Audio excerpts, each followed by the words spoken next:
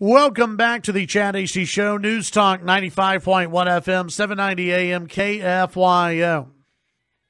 Yesterday, a terror attack in Manchester. So far, claiming the lives of 22. The latest from the Washington Post, Islamic State claims responsibility for the deadly concert blast in Manchester. The Islamic State claimed Tuesday that one of its, quote, soldiers carried out the apparent suicide blast in Manchester that killed at least 22 people, including teenagers, children, and others streaming out of the pop concert. It was an Ariana Grande concert. If you're not into pop music, she's one of the big stars on the pop side of things. I mean, just worldwide, selling out every single show that she has. I mean, she's huge. And she was supposed to have another show, I think, on Thursday. She has canceled her world tour, obviously. She's pretty shaken up by all of this. She tweeted out an apology yesterday. And, you think about it. You're an artist. You have people coming to your concert to have fun, have a good time, and a terrorist, or as the president said this morning, a loser, decides to blow themselves up as people are leaving your concert. Yeah, I think that would shake you up a little bit. That would make you question a few things. Do we need to keep having these? The claim came as British investigators appeared to narrow their probe on the suspected assailant. His name, I think, has been released now, or at least who they think the bomber was. A 23-year-old, Salman al-Abidi, who was known to British authorities prior to the attack, according to CBS News. The Islamic State did not give any details about the attacker or how the blast was carried out. In a statement posted on its online messaging service, Telegram, later noted by the Site Intelligence Group, which monitors militant websites, the Islamic State often quickly proclaims links to attacks, but some previous claims have not been proven.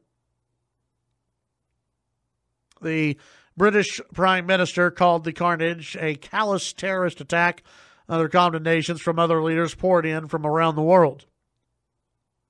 Quote, this attack stands out for its appalling, sickening cowardice, deliberately targeting innocent, defenseless children and young people who should have been enjoying one of the most memorable nights of their lives, she said. The Greater Manchester Police said in a statement that they arrested a 23-year-old man in South Manchester in connection with the attack, as hundreds of police swarmed through the city in the aftermath of the blast. In D.C., the Director of National Intelligence, Daniel Coates, said Tuesday that despite the Islamic State's claim of responsibility for the Manchester attack, they had not yet verified the connection. He noted in Senate hearing that they claim responsibility for virtually every attack. The tally of the casualties carried ages as young as elementary school students. Police said that among the 59 injured, a dozen were under 16 years old.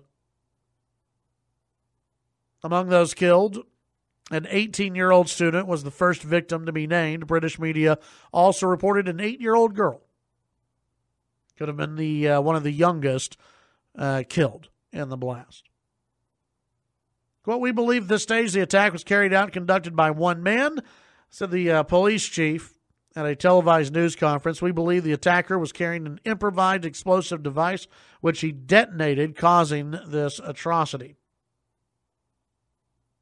During a visit to the West Bank city of Bethlehem, President Trump pledged absolute solidarity with Britain and called those responsible for the attack evil losers in life.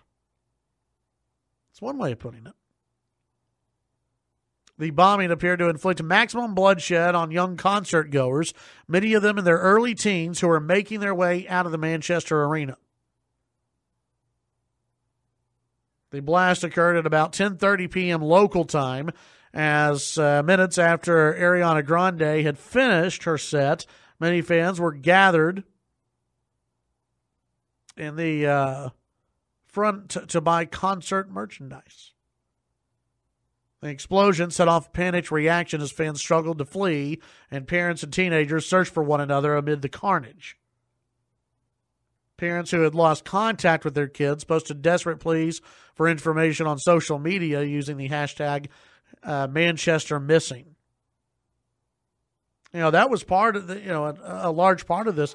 There were a lot of kids who, mom and dad's supposed to pick them up, or mom's supposed to pick them up, dad's supposed to pick them up, and they just ran. And what authorities were saying is that they found a number of cell phones that kids had dropped, and that parents had dropped, and you had hotels just opening up their doors and telling kids, hey, you can stay here for the night, as they tried to get parents and kids back together. But it's I think there are still probably kids out there, parents out there waiting to be reunited with their kids. But it's just a very sad. Anytime you have one of these terror attacks, it's very sad. It's maddening. I watched obviously a lot of coverage on this last night, and you had different panelists who were on going, this was you hate to put it this way, but a smart attack, where instead of trying to get into the arena with a bomb, you wait until people are leaving the arena, and you just walk up and you detonate yourself. I mean, how do you stop that? Where do you put the checkpoints? How do you stop somebody from just walking up? And then the answer is you can't. A lot of you have been to concerts. I've been to concerts. Jody, you've been to concerts. You're streaming out. The last thing you're thinking about at the end of a concert is a bomb going off. And I think even those who were, security-minded, civilians who are security-minded, you worry about something maybe happening during the concert, prior to the concert. You don't really think about it after the concert. You think, hey, we just had a great time. We just listened to some great music. Let's either go get a bite to eat or go home. Let's, this is fun. We've had a great time. You walk outside and someone blows themselves up. You're not thinking about anything. You're not thinking anything's going to go bad. You just had a tremendous night. You just had a great memory with friends, with family, whoever. And you walk outside and, as the president correctly put it, an evil loser, a terrorist, just a horrible person, a savage, decides to blow themselves up. Not only blow themselves up, but blow themselves up. He was a walking pipe bomb. Apparently, however he blew himself up, whether he was carrying something or had a vest on or whatever, it was full of nails and bolts.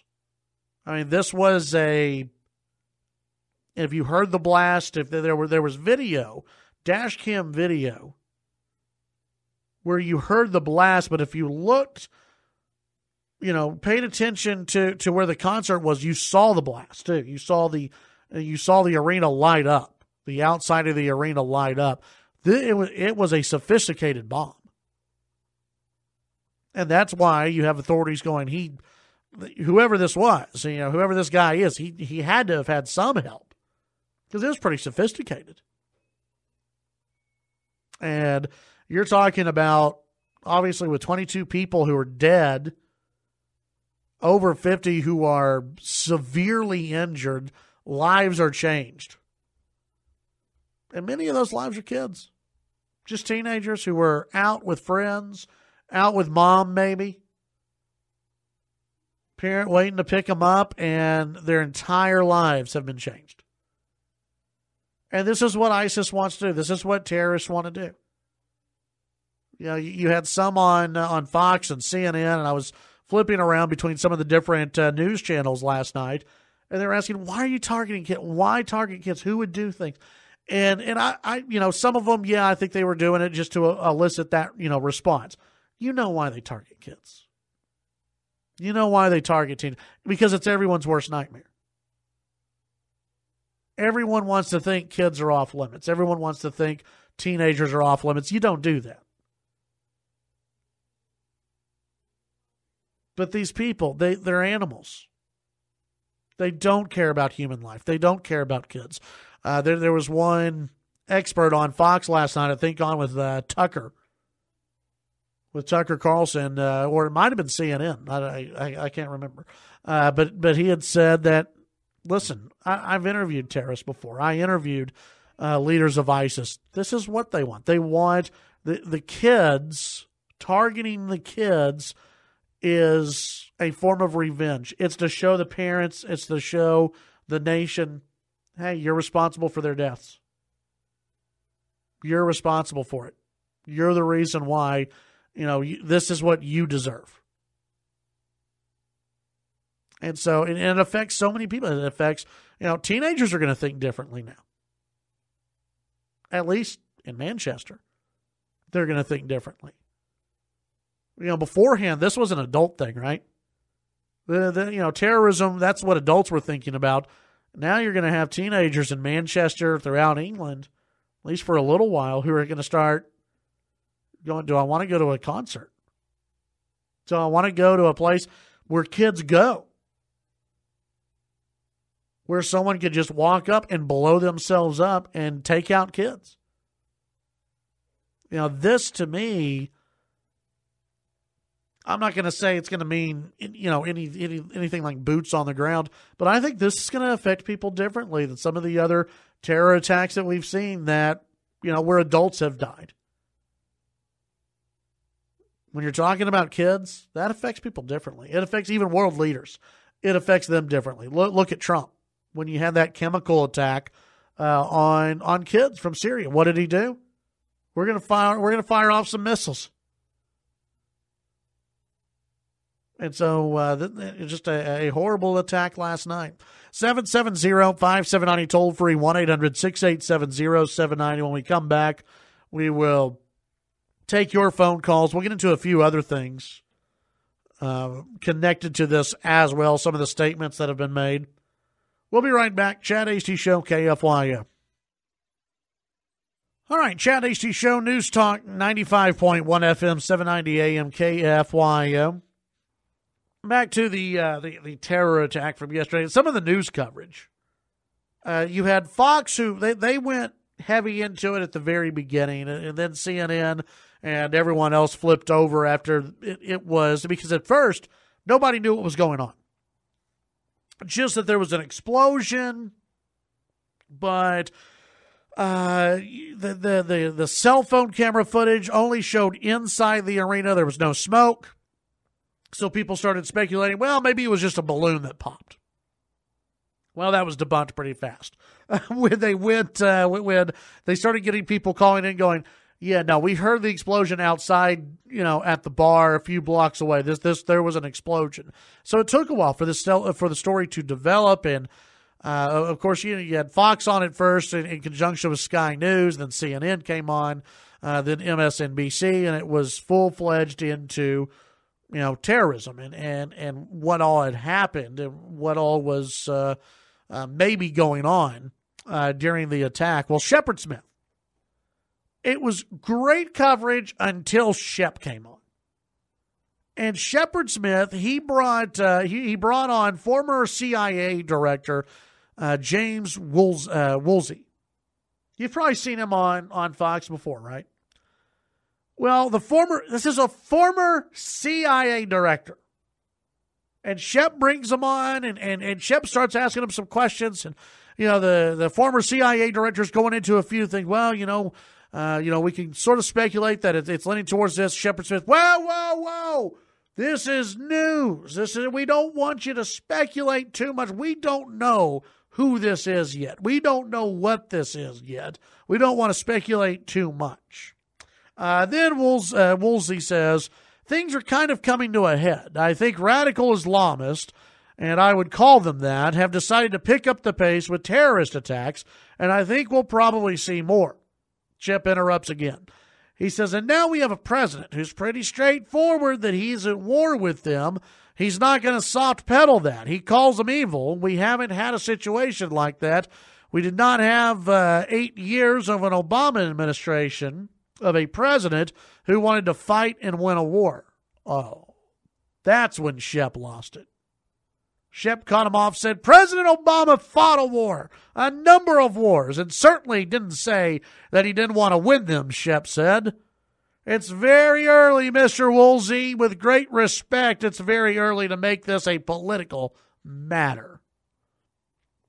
At that point, I turned it over to Anderson Cooper on CNN, who actually did a much better job with coverage than old Shepard Smith. Just embarrassing for Shep. We're a news program. We don't want to speculate. Well, then why did you bring me on? We'll be right back. All right, welcome back to the Chad Hasty Show, News Talk 95.1 FM, 790 AM KFYO. A couple more things on the attack last night. Trump says a Manchester bombing is the work of evil losers. Trump called the Manchester concert bombing the work of evil losers Tuesday as he continued his attempts to rally the Muslim world against what he calls Islamist extremism. Going, I won't call them monsters because they would like that term. They would think it's a great name. I will call them from now on losers because that's what they are. They're losers. And we'll have more of them, but they're losers. Just remember that. Never, can't really picture Obama saying that, right? You know, we need to listen to each other. We need to embrace diversity. You would go into a lecture, and it's something that Eric Erickson writes about on his on a Fox News column. What he writes is, there will be the usual calls for calm. There will be the usual calls for religious toleration and diversity. There will be the usual shows of concern for Britain's Islamic community. But what there will not be is a really determined effort to stamp out the increasingly radicalized strains of Islam growing in Britain. And by the way, that is backed up by evidence. That in the UK,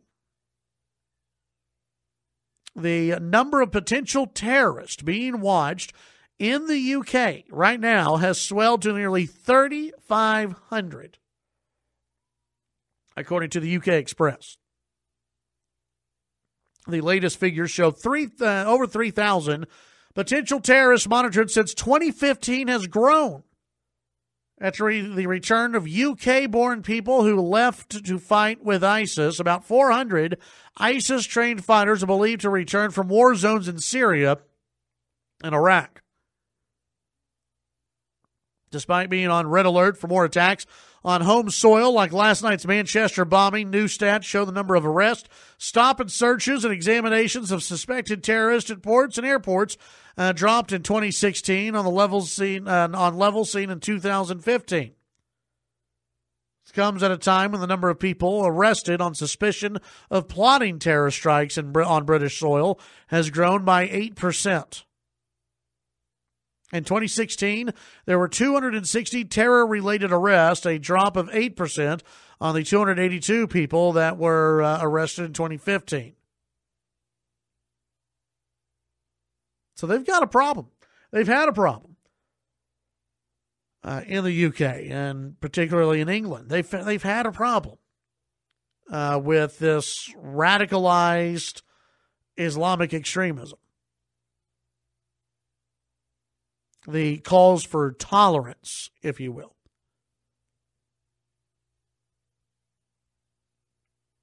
Erickson writes, as Islamic radicalization increasingly seeks to establish dominion over all others, it falls outside the need for tolerance by the West and falls by the wayside of enlightenment. Western leaders trying to avoid the words like Islamic radicalization will have to conjure more creative synonyms in their quest to define the enemy. The enemy, however, is increasingly part of the citizenry that are self-radicalizing. It's why words matter. It's why phrases matter. It's why when Trump is overseas right now, when he's in Saudi Arabia, and if you have not watched his speech on Islam, go back and watch it. It's a good speech. It's a speech that puts the Middle East on notice, or it should put the Middle East on notice. You need to do more. You need to solve this problem. There's ways the U.S. can solve it. Don't think you'll like it.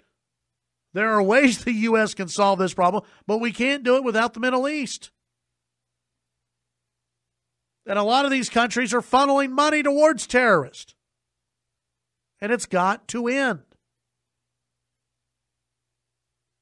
It's not only Iran that funnels money towards terrorists. Hell, it's coming out of Saudi Arabia too. Trump didn't say it, but we all know it's true. A lot of Middle Eastern countries, they funnel money towards terror groups.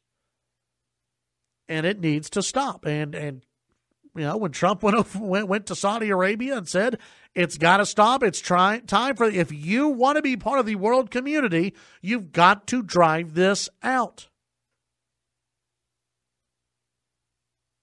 And I don't know if the Middle East will listen. I don't know if Middle Eastern leaders will listen, but they better. They need to. This is a problem that started on their soil and has unfortunately expanded. It's a problem in England. It's a problem here. And it's something everybody has to recognize, that it can happen anywhere. There was a teenage girl that was being interviewed yesterday on the news. Teenage girl, 16, 17 years old, saying, I didn't expect this to happen. You don't expect this to happen at a concert, you expect this to happen, maybe somewhere connected to the military or with the police, or she's like, but now she's like, I'll obviously remember this for the rest of my life. She's like, it can happen anywhere. If it can happen here, it can happen anywhere. It can happen in Manchester. It can happen anywhere. It can happen, God forbid, it could happen outside the United Spirit Arena or United Supermarkets Arena. It just takes one crazy person. Let's go to the phones. And Lee, you're on KFYO. Hey, good morning. How are you? Doing great. How are you? Oh, I'm fine, thank you. You said a lot of things that I was thinking about. We know who the enemy is because they tell us who they are. They're Muslim extremist fundamentalists. And what they want to do, they want to convert us or kill us. And we know that. So what we have to do, I say we, America, Britain, whoever's been attacked, we need to decide whether we want to get rid of this threat. And the only way you get rid of a threat in war is you kill them. We're not going to be able to win their hearts and minds like we tried in Vietnam. We're going to have to kill them. And you have to make up your mind to do that, or do you want what happened in Manchester happened in Lubbock, Texas? Yeah. Or in Abilene, Texas, or something? Are we going to have to wait till someone blows up a baby nursery in Covenant or something like that? I mean, these people want to kill me or convert me, and all of us. And we have to come to the realization. Nobody likes to go to combat or be in a war, especially the people that participate in it. I'm talking about the soldiers, the airmen, and the Navy, the seamen. But we have to destroy these people. After, I'm sure that our intelligence knows where there's groups of these guys, where their camps are and stuff like that. Oh, yeah. Go in there and level it. Sure, they're going to have people cry about collateral damage or what. I don't hear the Muslim world crying about our collateral damage. What did those poor innocent kids do other than sit around and enjoy some music from a pop star? Yeah. They ain't bothering nobody. They're not thinking about Allah. They're not thinking about other stuff like that. They're not hurting nobody. And they get attacked. And that's what's coming to America. It's already here in America. We have to get the resolve to destroy these people. We can't live with them. The And I don't know how you destroy an idea, but I know that you can destroy the people that believe in it. Well, idea. That might help. Here's part of it. And one, we could go back way in history and talk about all the way back to the 1800s and talk about the U.S. and this ideology. You're not going to get rid of the ideology, but you can at least confront it, and you can be honest about it. In the last 8 years, I don't care what Shepard Smith says, the last 8 years of, well, if we can just listen to each other and we can do outreach and we can maybe do a little more diversity and we can apologize for what the U.S. has done in the past, and then everyone will like us. We tried that, and obviously it did not work. You're right. And Shepard Smith is a complete moron. We've got to use we've got to use military force. We've got to use intelligence because I'll be honest with you, we've been concerned with what happens in the arenas. What happens at let's just go to Dallas. What happens inside Cowboy Stadium? What happens inside the United Airlines Center, there where the Dallas Mavericks play? What happens at inside Jones Stadium? You don't think about what happens outside. No. And when people are leaving, they're not thinking about that. And I mean, that should raise alarm bells, because what you have after these attacks are copycats and people who are homegrown terrorists, and they want to make a statement, and that's what's scary about this whole thing. That probably will happen. But I'd like to make one last comment. Real quick, I got to go. Yeah. Okay, we need to cut off the purse strings, like you said earlier, to any country that does that. Anything we do with them, we've got to quit giving them money. And you people, this Russian thing is a bunch of BS. You need to call your representatives and congressmen and tell them, hey, don't participate in this stuff. This is a bunch of BS. All right, Lee, I got to go. Thank you. Thank you very much. We'll be right back. All right, Chad Hasty Show News Talk, 95.1 FM, 790 AM KFYO. Lee brought up some good points in in his phone call. And I think that, how do you defeat an ideology? You haven't been able to. You can't defeat an ideology. That ideology, there's always going to be someone out there that believes it. But you can take steps, and you can get that ideology under control. And Nazism. No one's really worried about neo-Nazis anymore. That ideology is still out there, but that ideology is controlled. When it comes to militant Islam, when it comes to radical Islam, whatever, Islamic extremist, Islamist, whatever you want to call it, I think now at least we have a president, and it's been 8 years since we've had this. And a little bit more, because, and I don't want to blame George W. Bush too much. George W. Bush had to walk this tightrope too, of saying it's not all Muslims. It's not all Muslim. He had to do the hand holding, right? He had to do the hand after 9/11. He had to do the hand holding. And what I've kept saying for the last 8 years is, I'm tired of the hand holding. I'm tired of having to tell people, hey, if your goal isn't to blow us up, we're not at war with you. I'm tired of the hand-holding. And you know what? With this president, I don't think he's going to hand-hold. I don't think he's going to look at the Muslim world and go, okay, let's dance this nice little dance together. Okay, we want to make sure that everyone knows that we're not at war with all. No, he laid it out. We're at war with radical Islam. And I don't know what else it takes. I don't know if it's boots on the ground and trying to convince the British, trying to convince the French and everyone else, hey, forget about public opinion, forget about opinion polls or whatever. This is a world war that we're involved in, and we have to do more about it instead of just launching missiles. Maybe it does mean boots on the ground. We'll be right back. All right, Chad Hasty Show News Talk, 95.1 FM, 790 AM KFYO. Set to the phones real quickly. Bradford, you're on KFYO. Hello, Bradford. How are you, Chad? Doing all right. How are you? Very, very well, sir. I have one huge question for Miss Ariana Grande. what do you think of Islamic terrorism now, you donut licker? Is that close enough for you? I wonder what her attitude against is, radical Islamic terrorism now. It's it's one of the big questions I've got. And she's a lefty as the day is long. And if your audience that doesn't know about the donut licker in French, just YouTube it. You'll see what I'm saying. Yeah, look, well, she said something stupid in the past. I guess if you want to get some hay out of it, that's fine. But listen, what happened? She shouldn't have to even deal with this stuff, man.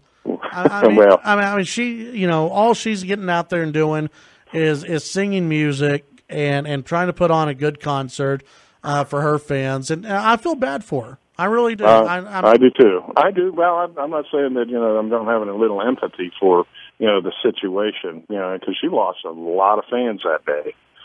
But I think she said something stupid, and you know what? A lot of other stars have said something stupid as well. But you still feel for her in this situation, because no one should have to go through this. And when you're just trying to make people happy by putting on a concert, and 22 people die and 50 others get it. I mean, it's just, I don't know. I feel bad for her. I do too. I believe in Moab diplomacy. Just drop it. Drop a few bombs out there, and walk away. Yeah. No more nation building, and let the richest Islamic nations do the rebuilding. Well, I don't know if the Moab's the one that you necessarily want to drop. Well, we've got other bombs that would do more. You think so? I don't think a nuclear weapon, is a little bit kind of dirty, but hey, it's the closest thing, the cleanest thing to, getting the job done, like, our president has done. And I didn't see much hand-holding with Donald Trump other than maybe the Arab dance, but because he was holding a sword and, doing the jig. Well, who wouldn't want to do that? I mean, come on. Bradford, thank you very much. Appreciate it. Hey, it's our good friend Mark Lee out at Slide Plant Market. Mark, how's it going today? Oh, man, it's awesome. And the last person you want to talk to about climate change is probably Ron Roberts. As we know, he'll scare the pants off you. Well, what you got for us today? Oh, well, first of all, I want to thank you so much for coming out to the shop, this weekend. It was a blast, Absolutely. Yeah, we're getting a brand new bunch of stuff in, actually today from California, so it's going to look pretty sharp here in no time. But, the thing I wanted to talk to, and I want to stay on topic with you, today is, about the Muslim invasion, basically what's going on, and I travel a lot, I get out of the country. I've spent some time in England, a lot of time over there, and, you start to see what's going on in some of these cities, and they're taking over sections of towns, or not towns, really cities. Mm-hmm. And it's unsettling to see,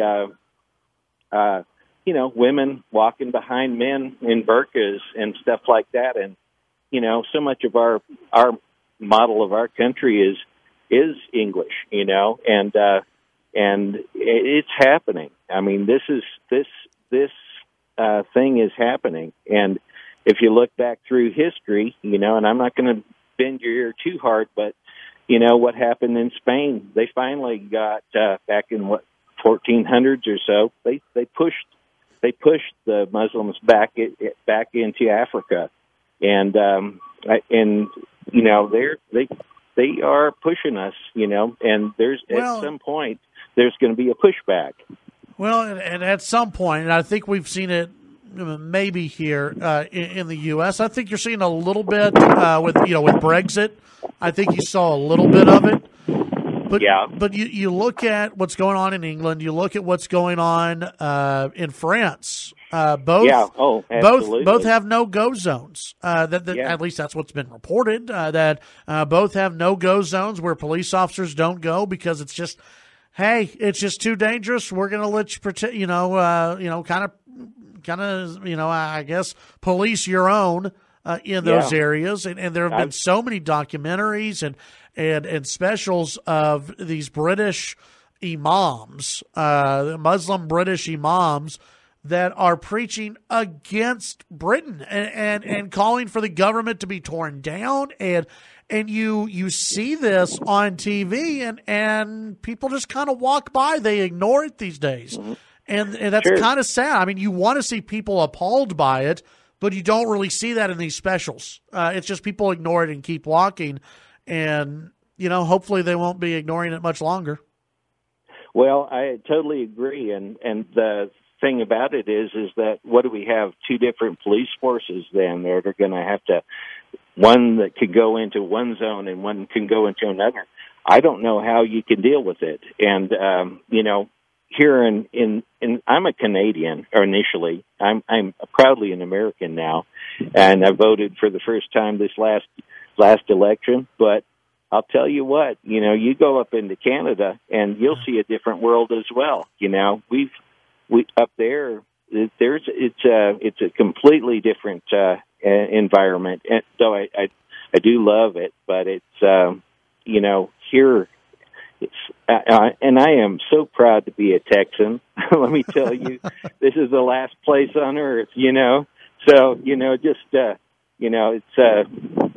we still got something going on down here. And I just love it, And I've got three little Texans I've been raising down here, and I just,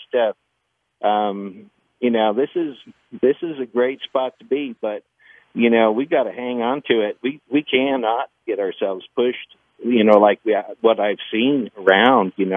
Sure. Chad, this is the last bastion of civility. Yeah, I understand. Mark, thank you very much. Hey, thank you so much. You have a good day. one, bud. Hey, come see me anytime. Will do. It's scary what you see. And I do think you're getting a little bit of a pushback with Brexit. I think that was a pushback. Against the open borders policy, against the open borders refugee policy. And we don't know if this guy was a refugee. We have no idea. But it all ties in. It all ties into the way of thinking. And it's something where I think that I would hope maybe that this would wake some folks up, some of the British up, that they would see, this is still a huge threat. I would hope that it would wake some of us up. I would hope that it would wake up some Americans. Jody earlier was bringing it up off air. When was the last time you heard people discussing the terror attacks that we've seen here? The smaller scale terror attacks, but still terror attacks. When was the last time people talked about that? And you don't, because time goes by. Even 9/11, time goes by, and it gets out of your mind a little bit. And it's unfortunate, but that's what happens. But you have to stay vigilant. They're not small in number either. I mean, we've had time after time after time after time. Yeah. And nobody talks about it anymore. No, and I would say that's probably going to change. Hopefully. I think that you bring up the time after time after time. That was under the Obama administration. Exactly, yeah. And, say what you will about George W. Bush, and I know there are some people in the audience that are mad at George W. Bush. After 9/11, he kept this nation safe. Yeah. And his administration, they did all they could. And I'm not trying to say that the Obama administration told the FBI or anyone else to back off. They stopped a lot of plots. They stopped a lot of attacks. It's just a growing threat. And the homegrown terror threat is growing. But I think you had an administration that once it happened, well, can we call it something other than a terror attack? Can we call it workplace violence? Can we call it an internal dispute? Can we call it HR gone wrong? Can we call it something else besides a terrorist attack? We never wanted to have a terror attack. We never wanted to make it a deal. And in fact, you would have people go out and argue, oh, well, it's not a big deal. I mean, we don't want to make this a big deal. It just gives more fame towards the terrorist. Terrorists don't care about the fame. Okay? They're not killing people because they want to be famous. They're killing people because of an ideology. It's completely different. I think under this president, if God forbid you have a terror attack on U.S. soil, I don't think he's going to be one to say, let's just call it workplace violence and move on. Well, and I think that's exactly what got him elected. People believe that he means what he says and is not going to stand by idly and just make excuses and ignore it. Yeah. When we come back, we'll get your phone calls. Let's go to the phones. We were talking about the terrorist attack earlier. Still taking your phone calls on it. Let's go to Jesse. You're on KFYO. Hello, Jesse. Yes, sir. Good morning. How's it going? Good. How are you? Yes. I think one thing that we'll all agree on, Chad, is that they have officially declared war on us. Sure. Okay? And we know that. There's no argument here. Until we declare war back on them, there is no way that you will ever win. Okay? And I think I heard something earlier about collateral damage. Look up the definition of war. You kill things, people, men, women, and children. You have to kill them all. Or the ideology will continue. War's not pretty. And I think too many people want it pretty. And you can't win, and I've said this for a while, and I've never served in the military, but I truly believe you can't win a politically correct war. And you really can't win a war when the TV cameras are on all the time and you want everything to look nice and tidy and that there isn't collateral damage and that it doesn't look like a Hollywood scene. You can't win a war like that. War's bad. It's not pretty. War is a bad thing. I have served in the military, sir. God bless you. I do know. You know, and you know you can't win a politically correct war. That's right. You can't fight a war from Washington, D.C. Yeah. We knew that. We found that out in Vietnam. That's where I am. Yeah. Jesse, thank you. Thank you very much. You betcha. Appreciate it.